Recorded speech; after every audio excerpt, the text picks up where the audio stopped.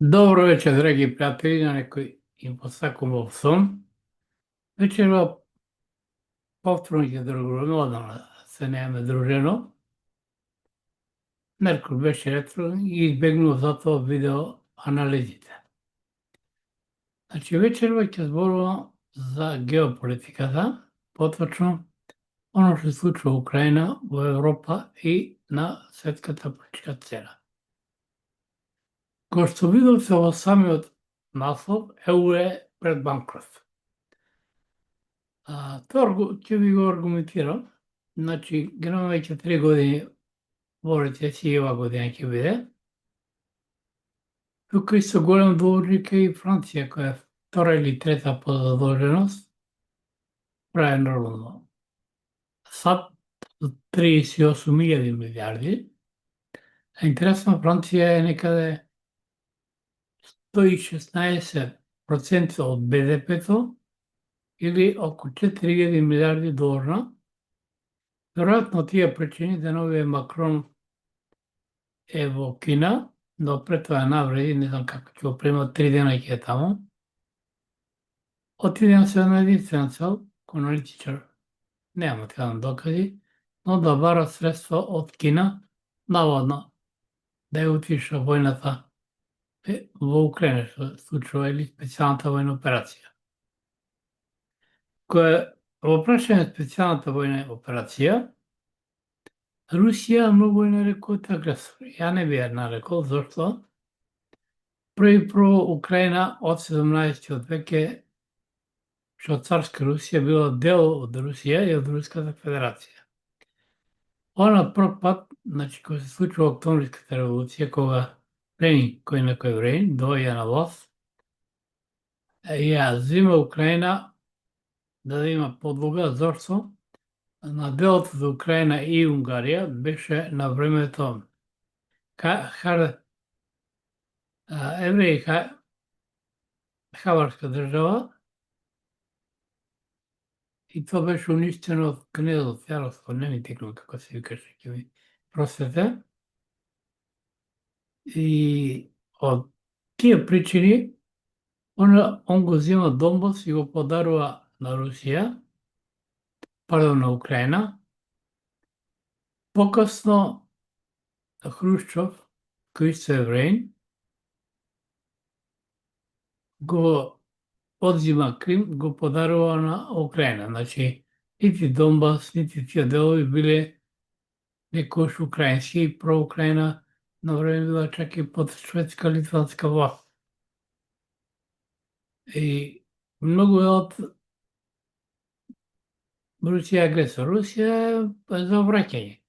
Но и ова војна Русија беше подготвена Украина да постави, се дека не се случи Мајданот и Јануковиќ кој е тргнат и однесен во Русија зачите, и не почна Украина да ја подготвува за напад на Русија. Значи од 2014 Минск 1 и Минск 2 самата, Меркел кажа само дека бе обмана и лажење, и почна Украина да наоружуваат. Украина може слободно се каже, без дека што не е во НАТО војска, после Русија има најсилна војска, што се устари руси, и многу не знаат украински, тоа е мешање на полски, руски, не знам кој јазик, не ме држите за збор. Самиот Зеленски кажа дека мајчиниот јазик му е руски, нормално и евреј, еврејскиот му е прво, па после рускиот. Значи, ево него кога слушате кога зборува украински, зборува со наглас како кај нас ромите да ми простат и албанците кои ќе се обидат да зборат чисто македонски. И што е интересно, например, со Украина, не владее ни еден украинец. Зошто? Омеров е татарин, Зеленски евреин што е председател, а Сирски е руси, што е командант на или врховни командант на украинските сили. Западот ја почна војната. Русија беше подготвена на мир, 2022 се разговараше, значи немаш опција да дојде војно ни дојде пред Киев и се вратија. Во Турција беше украинскиот преговорач беше после убиен по наредба на Борис Џонсон. Значи, ова е војна поточно кажано на Европа со Русија. А тоа е трета војна, кажано преку Украина. Првата водеше Наполеон Бонапарта, втората Хитлер исто тргна преку Украина и само ни ја подготвува Украина да ја нападне Русија, а тоа се Руси. И затоа тешко оди, но бавно и сигурно.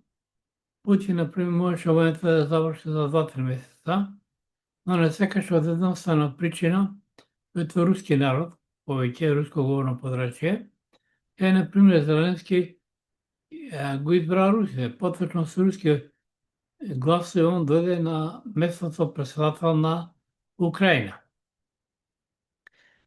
Од тие причини во многу анализи кажав дека Зеленски е човек на Путин, но сега му е врска и на Трамп. Денески прво имаше цел да ги испразни магазините на НАТО, во почетокот, зборам 2022, па чак и нашите сукои отидоа и тенкови, како и хрватски, сето тоа се потроши на фронтот. Потоа дојдоа и европските земји преќа, дојде амерички химарси, леопарди од Германија и почна и самите производства. Они имаат доста основа чак и за да направат волкана атомска бомба. Но, ви кажав, во Украина не владат украинци. Не случајно Залужни беше добар генерал, украинец, и му создаваше проблеми на Путин и Зеленски го смени и кај го однесе во Велика Британија, зошто? Ко амбасадор, нормално, а за не му пречи на Зеленски да ја врши работава. Инаку само за илустрација, Зеленски, жена му и децата се во Велика Британија, може да се каже ко заложници, а неговите родители се во Израел. Значи, поточно во моментот начело на Украина нема ни еден украинец. Омеров е татарин, сирски русин, и родителите и брат му се во Русија, а Зеленски е еврејко, што ви кажа. Па првата работа, он ги разоткри оние што бара од него, која беше неговата произија. Мене им беше се јасно. Вели, од Украина ќе правиме голем Израел. И после тоа почна конфликтите, или поточно Нетањаху почна со агресивно во Палестина. Поточно во Газа, каде што геноцид се направи голем. И сега играта со враќање на Трамп ја управо кога кажа дека можеби онако станеше ќе немаше војна, но и он исто доста наоружуваше, но се тоа се случи за времето на Бајден. Конфликтот, а Русија мора да влезат, бидејќи беше загрозен нивното население, таму ги имаше нека една 10 милиона чисти Руси. Донбас е руски дел, Харков, тоа се се руски градови. Одеса ја правеше, ја создаде Катерина Велика. Инаку, кој прашаме во Одеса за време на Втората светска војна, меѓу Романија и Советскиот сојуз тоа време, имаше војна околу Одеса, Романија нападна Одеса. Беше во коалиција со Китар, романски единици има и пред Сталинград, они има некаде над 30.000 загинати никаде 200 и нешто ранети романци за време на Втората светска војна. Инаку смешни се изјавите кога прво Трамп каже и сите повторуваат дека Русија дневно имале загуби од 7.000 луѓе. Комични се, зошто? Една обична математика удрите, 30 дена има во неделата. Пардон, има 7 дена во неделата, во 7 тоа са 49.000 луѓе, значи 50, а 4 недели се по 50, тоа са 200.000, годишно са 20 годишно са некаде на 200.000 и повеќе, и поточно кажано 30 дена по 7, тоа са 210, и куќу 10 тоа са 2 милиони и нешто. Толку русите немаат активна војска. Тоа се комични работи. Инаку главната цел и на Путин, на Трамп, па и на Кина е уништување на Европската унија. Европската унија целата во рецесија во долгови и влегување во Европската унија е во должничко ропство. И не е случајно, кој што кажав на почетокот, Емануел Макрон, председател на САД, сега во Кина, веројатно по некои кредити и пари, бидејќи они се 116% задолжени од БДП-то на Франција. И сега игрите измеѓу Трамп и Путин, Трамп се брза да се војната запре во Украина, Русија нарекоа специјална војна операција, која војна, значи, ќе има јавна мобилизација во Русија, од причина што на Трамп му треба Днепропетровската област, а таму има титаниум кој е потребен за сателитите и за авиоиндустријата, па и за чиповите. Значи, Мицковски примерот, паметна работа во Шонеброд и со отварање на условот и со ово, бидејќи ЕУ е пред распад, нема земја која е во ЕУ, а не е во должничка криза, и најсмешна ми е работа како аналитичар кој кажува дека се подготвуваат за војна, чак и Германија донесе, мислам, закон за 100 милиарди дека ќе вложи во војска. Сега да ги прашам германците кој ќе војува, кога они домоцијално население веќе губат. Вие гледате во Штутгарт и многу градови веќе се, во Штутгарт знам дека беше турчин градоначалник, гледате Велика Британија, таму има во еден период градоначалник на Лондон и премиер води, едниот беше од Индија, едниот од Пакистанец. На двајцата се индици, само едниот беше со муслиманска вера. Тоа се случи, например, и во Америка, мислам дека на Чикаго, градоначалник беше избран пакистанец сега. Што значи Западот нема војска. Реалната војска изгуби, они да создадат војска, да се преработи војна индустрија, да може да нападнат Русија. Се фалат со бројките кои може да соберат 800.000, а Русија имала 150.000 жители. Моли таа војска не може да соберат. Русија редовно војска има 1.200.000 и плюс Путин јасно укажа ако Русија биде нападната нема да се бират средства. Значи може да летат и нуклеарки. А интересна работа, Русија, ова војна, мислам, Русија нема да изгуби, не одговара и на Кина, самата кажува, и затоа му помага. Они имаат најголема размена оваа година, има околу 250 милиарди. Значи, се откажуваат полеко од течниот газ. Кинезите од сите, увезуваат се преку Русија, преку гасовод силата на Сибир 1 и силата на Сибир 2 се гради и се гради Северниот морски пат. А Русија има околу 48, некаде 50, не ме дали се збор, ледоломци, а Америка има само еден. Значи, тоа на Кина би го скачило по 4000 километра пат до Европа и обратно.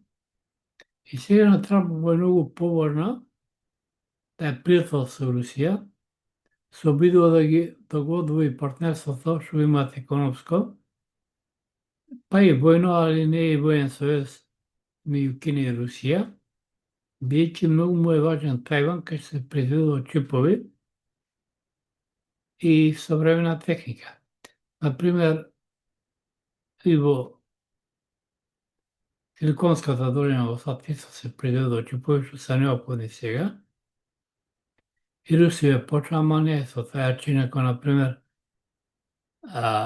кинези имаат до 28 нека, не ги знам какви Америки, не држи се збор, а овие чак се попрецизни американците и посебно Тајван. Сега борбата околу Тајван и Кинеското море, но Трамп се обиди да влезе во Венецуела. Дали ќе почне он копнено не може да влезе, нема шанса, тоа е голема земја, може се бомбардира, но и таму има многу ПВО система од Русија и од Кина, кои да зема посебно Кина со своји инвестиции таму. И Трамп порека ги губи фронтови, тој ги губи Европа, буквално работеше на растурање на Европската унија и уште го работи. Он со фон дер Лајен склучи договор, уштетен за Европа, од 1300 милиарди, околу 700 милиарди беше за 3 години да вложат во Америка,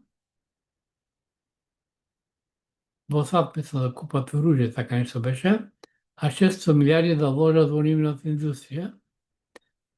Инаку САД, ако не го изгласаше законот во Конгресот, не можеше да ги исплаќа пензиите, таму се отпуштаат многу од администрацијата. И не случајно е војната наводно против картелите, а тоа е војна против картелите кои не се контролирани од СИА. Тука има многу колумбиски, Венецуела најмалку има. И Македонија не треба никаде да брза, треба да нагади топката, не е време чак ни за влегување во Европа, ни за почеток на разговорите. Ја ќе кажам еден пример. Со самото влегување во Европа, на вас ќе ви се нареди колку ќе треба да имате садници, например, лозови зборот, колку ќе треба да произведете ориз, така натаму. Не случајно сите земји се во должничка криза,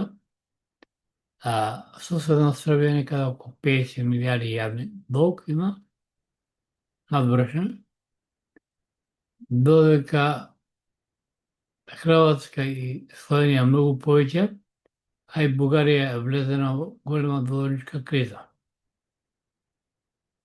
Пред нас е интересен период и само да напомена на нашиве, на владата, поточно кажано, и на давнина, бидејќи капиталот повеќе не е на западот и не може да очекуват многу инвестиции од таму. Капиталот е преселен на истокот, поточно парите се во Кина, Индија, Русија. А Русија стана пета или четврта по куповната моќ, значи стандардот е зголемен и таму и они со потеници и со овие што доброволно пристапуваат или со платена војска. Ако се опрашен за гинатите, самите изјавија пролетта беше уште, дека украинците загинале 1.700.000. Тоа мора да се каже, тоа е братоубиствена војна, за Западот сака поточно, во еден вид за мене последна крстоносна војна што Западот се води против православијата или против Русија, но овој ќе им биде голем шамар, бидејќи со бегалската криза кога почна, јас јасно кажав дека е тоа инвазија на Европа, а и Америка има инвазија, таму и од јужноамериканци и од Европа, така да а Америка може многу лесно да се расви дојде до граѓанска војна. Таму државите се купувани, Флорида, дали од Шпанија, и некој од Бразил, па и Алјаска. Русија продава, но тие пари кои што се остави до Алјаска. Ја во мој едно интервју кажав дека Алјаска веројатно ќе биде крајна цел на Путин. Пред нас е интересен период, нашите треба да накажат сопката и се уставни измени и полека за почеток со кинезија, но внимателно, бидејќи кинезиве не ти дават пари, они си барат работа, ја те задржуваат и нон-стоп мината влада кој што правеше анексии со нив запатот кичовоките. Треба внимателно да се постапува, да се гази топката и да не се брза. Драги пријатели, оние што ќе заспани им посакувам во сон, оние уште што не легнале, убава вечер и убав викенд кој е пред нас. И посакувам се најдобро со Македонија и со затвор напред.